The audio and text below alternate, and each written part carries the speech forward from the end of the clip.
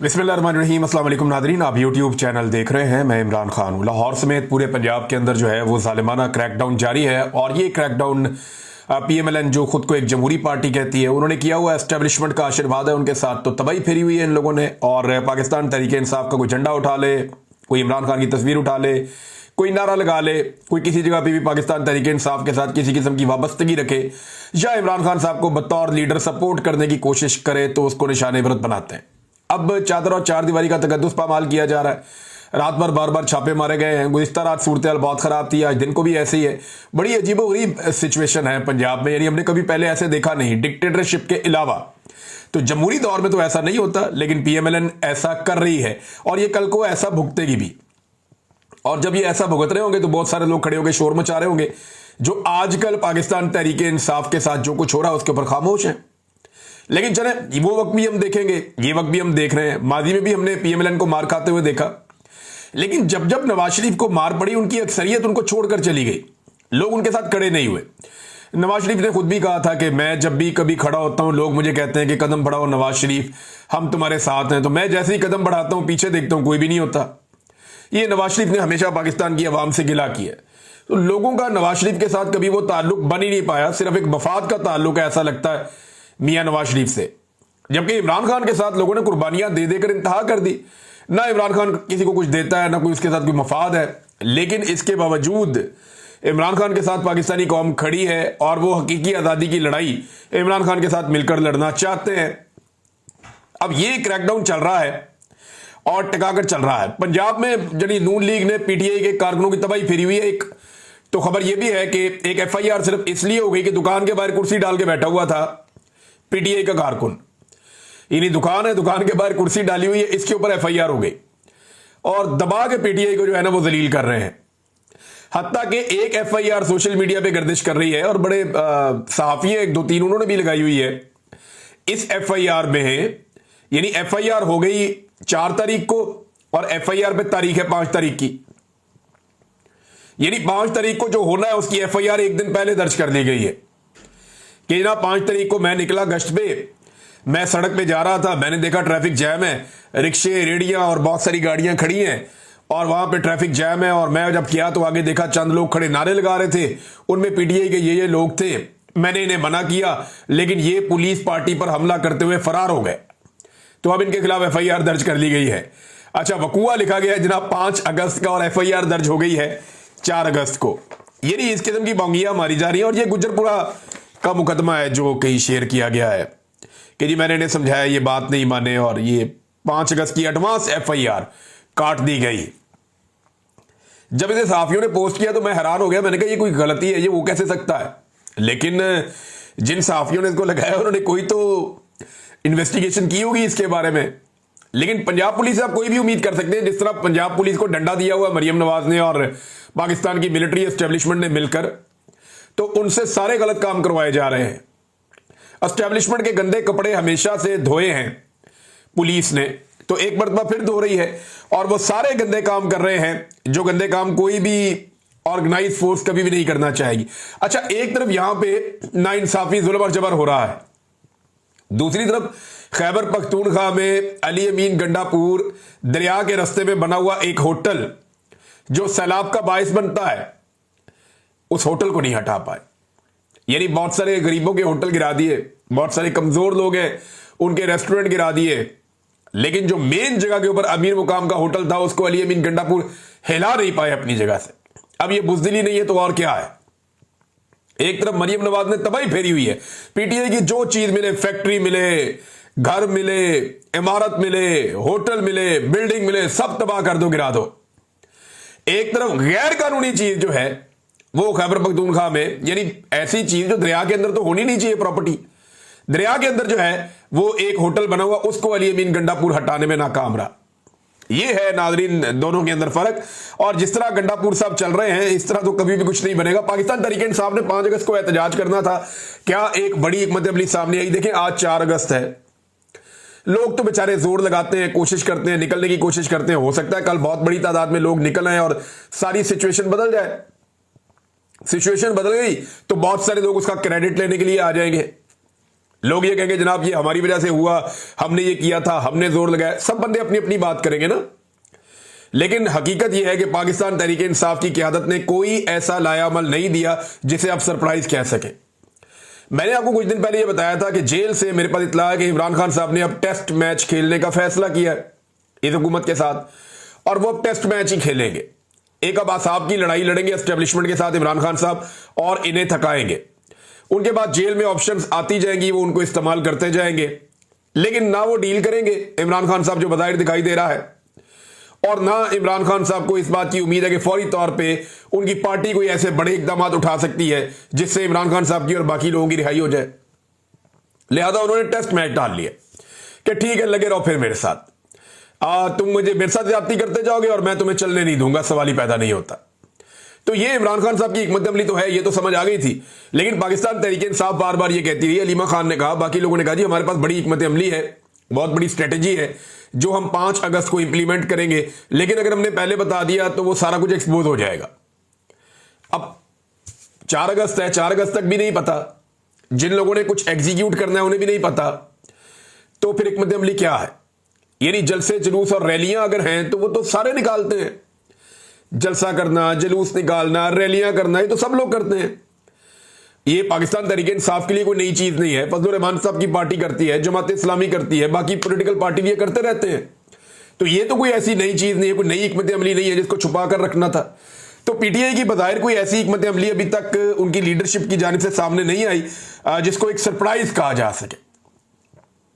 हाँ, एक चीज जरूर है, ओवरसीज पाकिस्तानियों ने जो इश्तिहार छाप दिया उसके ऊपर पंजाब हुकूमत बौखला गई।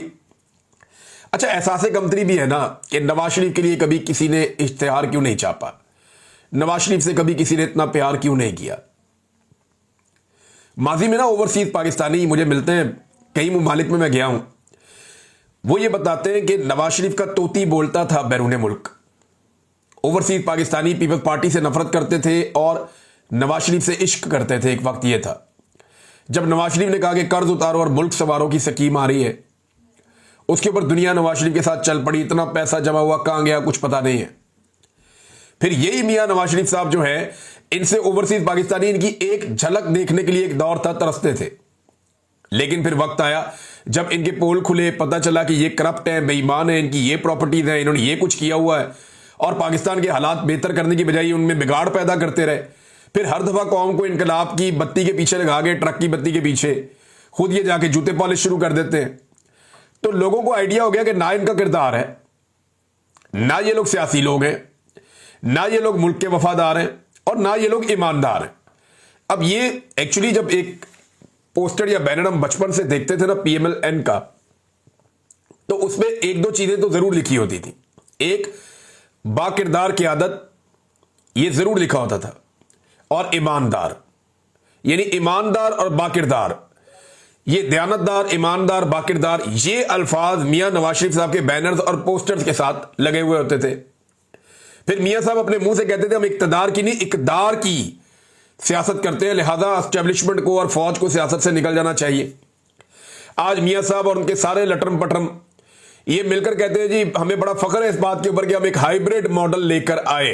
हाइब्रिड का लफ्जी मतलब है दोगला, कि हम एक दोगला निजाम लेकर आए जिसमें हुकूमत कोई और कर रहा है और सामने हम बैठे हुए स्टीयरिंग के ऊपर। यानी ऐसा महसूस हो रहा है जैसे कि हमें सिर्फ बिठाया गया है स्टीयरिंग पे सिर्फ शो शा के लिए, पीछे से हुकूमत तो कोई और चला रहा है, ड्राइव तो कोई और कर रहा है, हम तो ड्राइव नहीं कर रहे। तो ये दोगला निजाम आज बड़े फख्र से ये कहते हैं जनाब हमें फख्र है कि हम ये कर रहे हैं, फौज हुकूमत चला रही है, हम जनाब उनके पीछे बैठे हुए सिर्फ अपना चेहरा लेकर, हम ना 3 में ना 13 में। तो मियां साहब ने अपनी इज्जत खुद गंवा ली। वही ओवरसीज जो कल तक मियां साहब के नाम की माला जपते थे, आज वो मियां साहब को मुंह नहीं लगाते। उन्हीं शहरों में जहां मियां नवाज शरीफ साहब की एक झलक देखने के लिए लोग तरसते थे, आज उन्हीं शहरों के अंदर मियां नवाज शरीफ साहब अपनी खिड़की खोल के बाहर मुंह नहीं निकाल सकते कि कोई गंदा अंडा ही ना मार दे। ये इतनी अजीबोगरीब सूरत इनके साथ क्यों हो गई? देखिए, एक इश्तिहार को लेकर ये बेचारे परेशान हो गए जो ओवरसीज पाकिस्तानियों ने न्यूयॉर्क टाइम के अंदर लगवाया। न्यूयॉर्क टाइम के अंदर इश्तिहार लगवाया, ये इतने बौखला गए कि इनकी वज़ीर इत्तलात आके बैठी।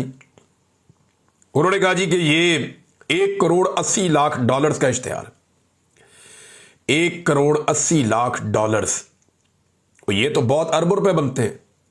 तो क्या न्यूयॉर्क टाइम में अरबों रुपए का इश्तेहार छपता है? मैंने उसको चेक किया तो वो पता चल गया ये कोई 1-1.5 लाख से शुरू होता है। मैक्सिमम इश्तेहार जो सबसे महंगा वाला है वो $2.5 लाख तक जाता है। इससे महंगा तो ये होता ही नहीं इश्तेहार।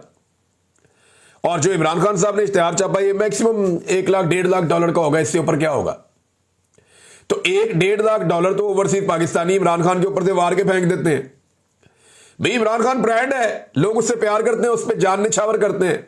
आपको 3 साल हो गए आप मिलिट्री एस्टेब्लिशमेंट के साथ मिलकर उसको पीस रहे हैं, उसको मार रहे हैं, उसको तबाह कर रहे हैं। आप उसका कुछ भी नहीं बिगाड़ सके। लोग आज भी उसके साथ खड़े हैं। जिस दिन पाकिस्तान में फ्री एंड फेयर इलेक्शन हो गया या जिस दिन फौज को न्यूट्रलाइज कर दिया पाकिस्तान की अवाम ने, उस दिन आपको अपनी जो पहले 17 सीटें मिली है शायद वो भी ना मिले।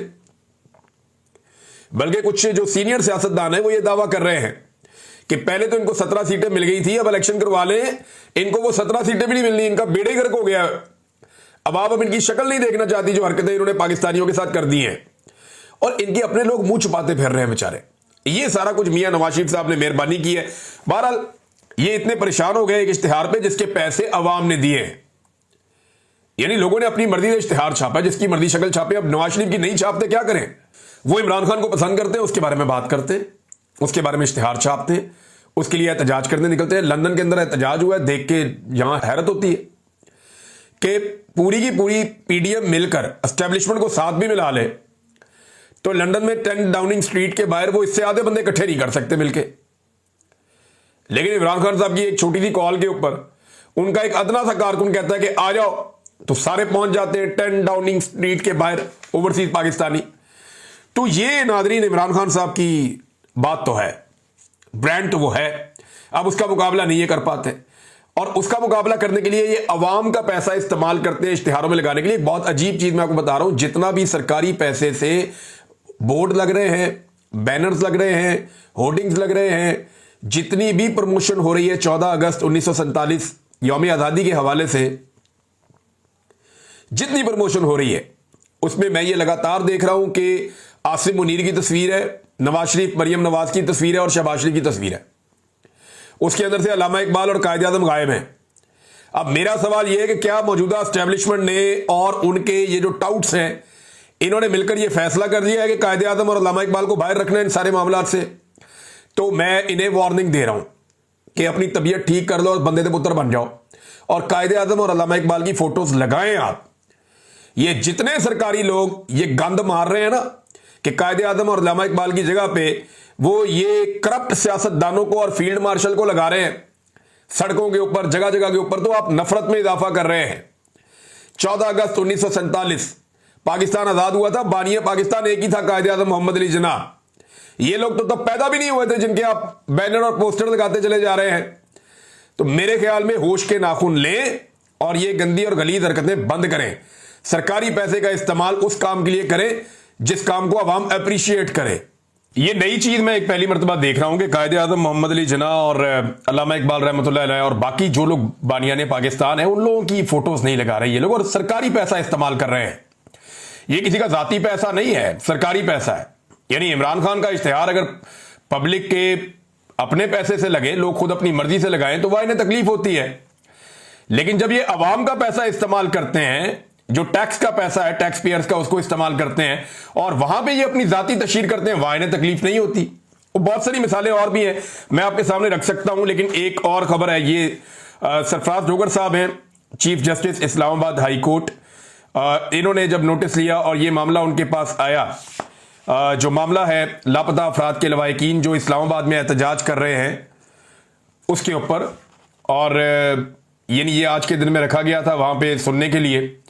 तो इस केस में क्या हुआ मैं आपको बताऊंगा, आप हैरान हो जाएंगे। हमें पहले ऐसे लगा कि इस्लामाबाद हाई कोर्ट जो है वहां पे एक लार्जर बेंच केस सुन रहा था, जो जबरी तौर पे गुमशुदगियां होती हैं या लापता अफराद का एक केस है वो वहां पे लगा हुआ था, लेकिन वो बेंच टूट गया था। अब एक नया बेंच तश्कील देना था ताकि लवाहिकीन को इंसाफ मिले। तो हमें ऐसा लगा कि चीफ जस्टिस ने बुलाया तो वो बेंच बनाएंगे, लेकिन बेंच बनाने की बजाय उन्होंने कोई और ही काम कर दिया। चीफ जस्टिस साहब ने जो कुछ अदालत के अंदर किया उससे ऐसा लगता है कि वो चाहते हैं कि इसी तरह बस इनको उठाओ यहां से, ये जो बलूचिस्तान से लोग चलकर आए हुए इनको उठाओ यहां से, ये यहां पे कहां पे आके बैठ गए हैं। और पुलिस के ऊपर चीफ जस्टिस गर्म हो गए कि इनको उठाया जाए। डिप्टी कमिश्नर को अहकाम जारी कर दिए कि इनको यहां से उठाया जाए। डिप्टी कमिश्नर ने कहा कोई और इनको जगह दे देते हैं दूर दराज, वहां पर ये चले जाए। ये नहीं कहीं और उनको बैठा देते ने जाके। अब चीफ जस्टिस ने कहा जी मुजाहिरीन के साथ मुज़ाकरात करें और धरना खत्म करवाएं। चीफ जस्टिस साहब ये नहीं सोच रहे कि ये लोग आए क्यों हैं, ये नहीं सोच रहे कि ये वहां पहाड़ों से, चट्टानों से और रेगिस्तानों से उठ के, जहां इंटरनेट नहीं है, जहां पे सहूलियात नहीं है बुनियादी जो जिंदगी की होती हैं, वहां से ये लोग उठकर इतनी दूर इस्लामाबाद क्यों आए। ये हजारों किलोमीटर का फासला तय करके पहुंचे हैं, तो ये सिर्फ यहां पे आगे सड़क पे बैठने के लिए पहुंचे हैं। इनकी बात तो सुने कि ये आए क्यों। आपको इनकी शक्लें बुरी लगती हैं, आपको इनके कपड़े अच्छे नहीं लगते, आपको ये गरीब लगते हैं, कमजोर लगते हैं, आपको इनसे घिन आती होगी, आपको लगता होगा ये कीड़े मकोड़े हैं, लेकिन ये पाकिस्तान के उतने ही शहरी हैं जितने आप शहरी हैं। ये बलूचिस्तान से आए जिनके वसाइल के ऊपर आप पूरी दुनिया में जाके इतराते फिरते हैं कि हमारे पास बड़ी मादनियां आता है, हम आपको ये दे देंगे वो दे देंगे। ये वही बलूचिस्तान के शहरी हैं जिनको आज तक बुनियादी इंसानी हकूक नहीं मिले। आप ये तो चाहते हैं यहां से उठ जाए, ये नहीं चाहते कि ये आए क्यों है। वो वजह खत्म करें ना चीफ जस्टिस साहब। देखें, एक दिन आप मर जाएंगे, जब आप मर जाएंगे तो आपके घर वाले आपको दफन कर देंगे। जब आप दफन हो जाएंगे तो फिर आपकी एक नई कहानी शुरू हो जाएगी, आपको हिसाब देना पड़ेगा।